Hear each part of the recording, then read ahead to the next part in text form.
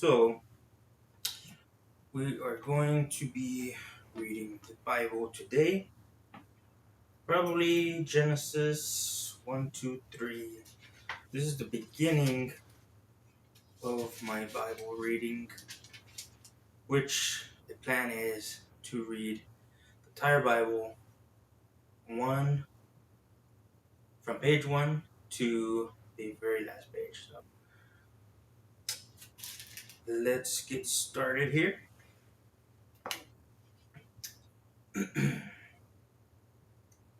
In the beginning, when God created the heavens and the earth was a formless void, and darkness covered the face of the deep, while a wind from God swept over the face of the waters.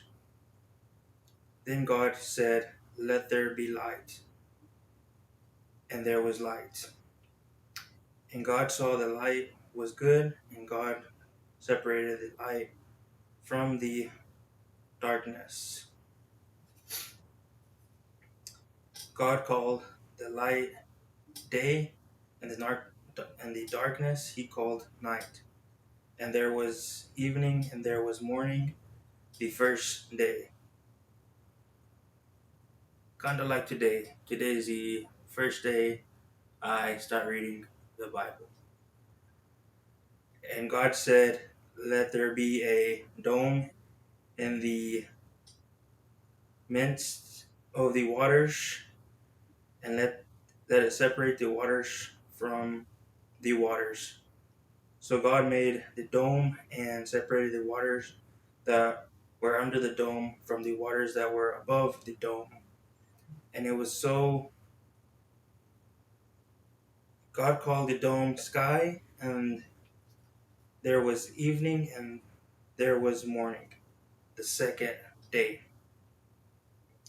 And God said, "Let the waters under the sky be gathered together into one place, and let the dry land appear." And it was so.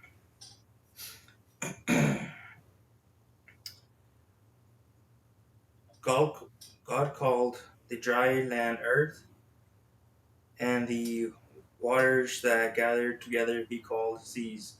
And God saw that it was good.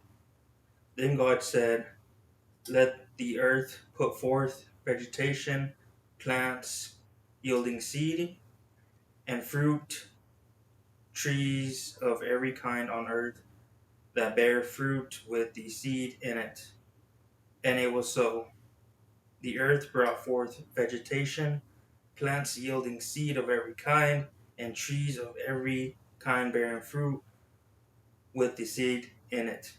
And God saw that it was good, and there was evening, and there was morning, the third day.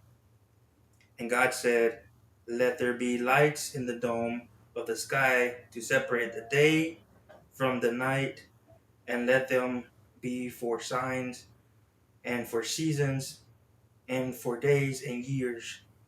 And let them be lights in the dome of the sky to give light upon the earth." And it was so. God made the two great lights, the greater light to rule the day, and the lesser light to rule the night, and the stars. God set them in the dome of the sky to give light upon earth, to rule over the day and over the night, and to separate the light from the darkness. And God saw that it was good. And there was evening, and there was morning, the fourth day.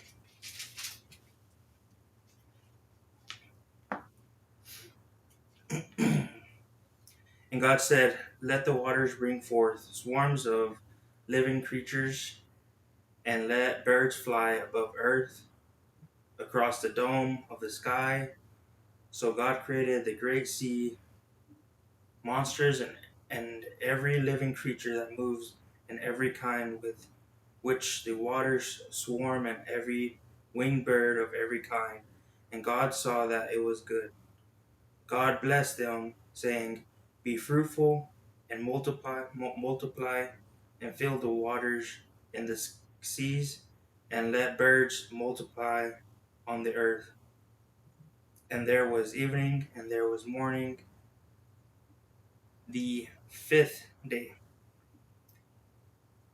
And God said, "Let the earth bring forth living creatures of every kind, cattle and creeping things with and wild animals of the earth of every kind." And it was so. God made the wild animals of earth of every kind, and the cattle of every kind, everything that creeps upon the ground of every kind. And God saw that it was good. Then God said, "Let us make humankind in our image, according to our likeness, and let them have domination over the fish of the sea, and over the birds of the air, and over the cattle, and over all wild animals of the earth, and every creeping thing that creeps upon earth." So God created humankind in his image. In the image of God, he created them. Male and female, he created them. God blessed them, and God said to them, "Be fruitful and multiply, and fill the earth, and subdue it, and have domination over the fish of the sea, and over the birds of the air, and over every living thing that moves upon the earth." God said, "I have given you every plant yielding seed that is upon the face of the earth, and every tree with the seed in its fruit. You shall have them for food. And to every beast of the earth, to every bird of the air, and to everything that creeps on earth, everything that has the breath of life, I have given every green plant for food." And it was so. God saw everything that he had made, and indeed it was very good. And there was evening, and there was morning, the sixth day. Thus the heavens and the earth were finished, and their all their multitude. And on the seventh day, God finished the work that he had done, and he rested on the seventh day from all of the work that had done. So God blessed the seventh day and hallowed it, because on it God rested from all the work that he had done in creation. These are the generations of heavens and the earth when they were created.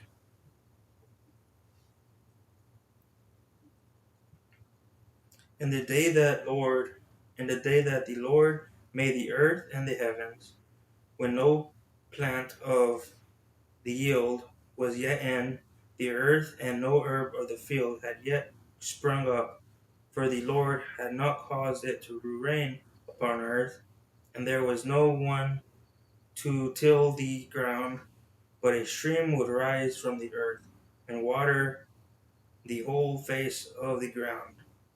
Then the Lord formed man from the dust of the ground, and breathed into his nostrils the breath of life, and the man became a living being.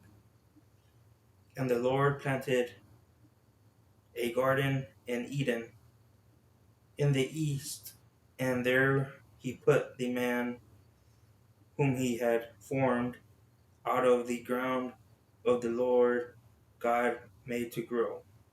Every tree that is pleasant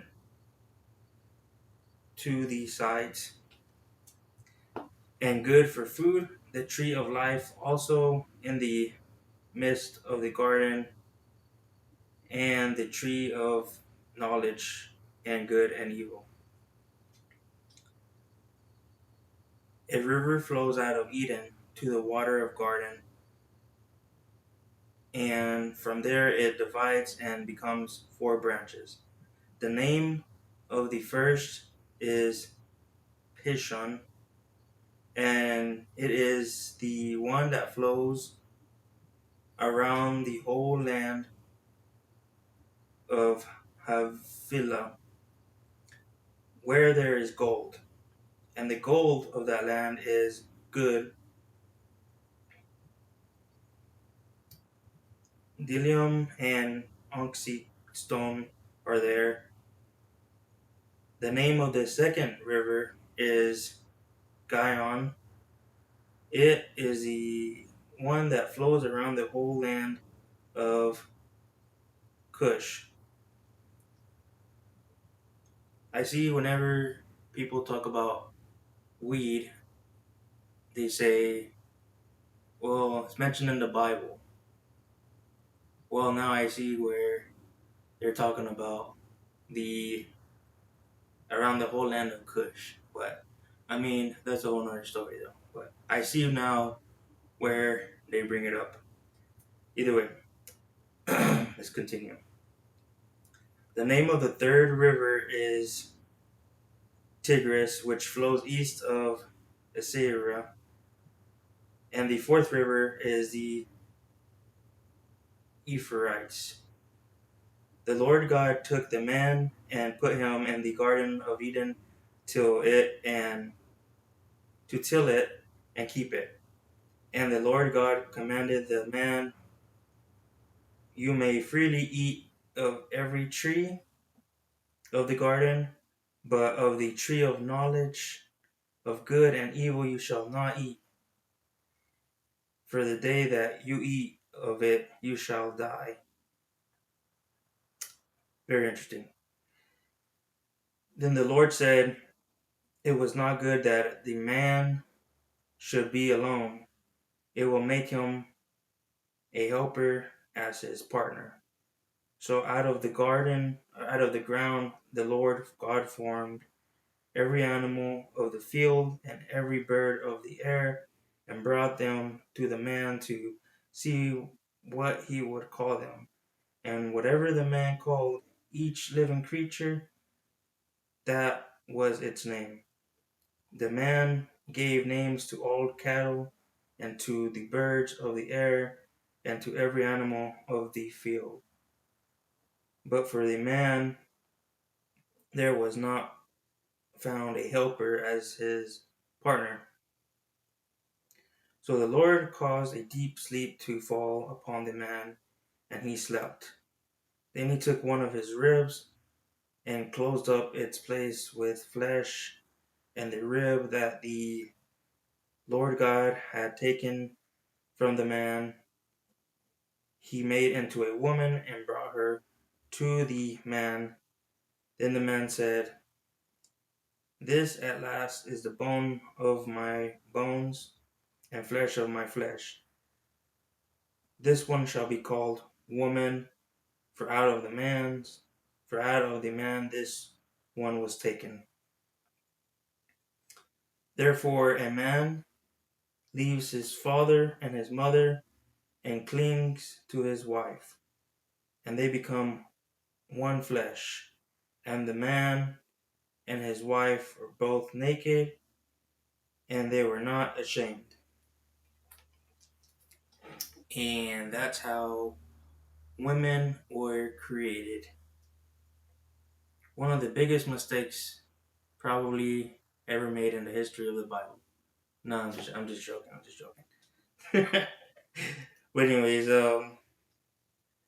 now the serpent, now the serpent was more crafty than any other wild animal that the Lord God had made.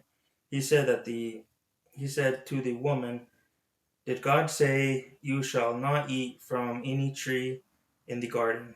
The woman said to the serpent, we may eat of the fruit of the trees in the garden, But God said, "You shall not eat the fruit of the tree that is in the middle of the garden, nor shall you touch, nor shall you touch it, or you shall die." But the serpent said to the woman, "You will not die, for God knows that when you eat of it, your eyes will be open, and you will be like God, knowing good and evil." So when the woman saw that the tree was good for food, and that it was a delight to the eyes, and that the tree was to be desired to make one wise, she took of it, she took of its fruit and ate, and she also gave some to her husband, who was with her, and he ate. Then the eyes of both were opened, and they knew that they were naked, and they sewed fig leaves together and made loin cloths for themselves. They heard the sound of the Lord God walking in the garden at the time of the evening breeze, and the man and his wife hid themselves from the presence of the Lord God among the trees of the garden. But the Lord God called to the man and said to him, "Where are you?" He said, "I heard the sound of you in the garden, and I was afraid because I was naked, and I hid myself." He said, "Who told you that you were naked? Have you eaten from the tree which I commanded you not to eat?" The man said, "The woman whom you gave to me, who you gave to be with me, she gave me fruit from the tree, and I ate." Big mistake. Very big mistake. Then the Lord God said to to the woman, "What is this that you have done?" The woman said, "The serpent tricked me, and I ate." The Lord God said to the serpent, "Because you have done this, cursed are you among all animals and among all wild creatures. Upon your belly you shall go, and the dust you shall eat all the days of your life. I will put you, I will put enmity between you and the woman, and between your offspring and hers. He will strike your head, and you will strike his heel." To the woman he said, "I will greatly increase your pangs in childbearing. In pain you shall bring forth children, yet your desire shall be in your husband, and he shall rule over you." And the man he said, "Because you have listened to the voice of your wife, and have eaten of the tree about which I command you, you shall not eat of. Cursed is the ground because of you. To toil you shall eat of it all the days of your life. Thorns and thistles it shall bring forth for you, and you shall eat the plants of the field. By the sweat of your face you shall eat bread until you return to the ground, for out of it you were taken. You are dust, and dust you shall return." Man, it sounds like God was not so happy. He looks, it sounds like first of all, that's how snakes were created, I guess. Made them crawl. And then punished women quite badly, kind of makes sense, That's why they tend to have a very hard time in life. What's actually crazy? Like they don't really do a whole lot, but I hold like that's another subject. Never mind. But God was not happy. It sounds like the man named his wife Eve because she was the mother of all who live, and the Lord God made garments of skins for the man and his wife, and clothed them. Then the Lord God said, "See, the man has become like one of us, knowing good and evil. And now he might reach out his hand and take also from the tree. He might also take from the tree of life and eat and live forever." Therefore the Lord God sent him forth from the Garden of Eden to till the ground from which he was taken. He drove out the man, and at the east of the Garden of Eden he placed the cherubim and a sword, flaming and turning to guard the way to the tree of life. And that's where we're going to end it for today. Tomorrow I will see you back here. And remember, we are not alone. We have God and we have each other. Have a good one.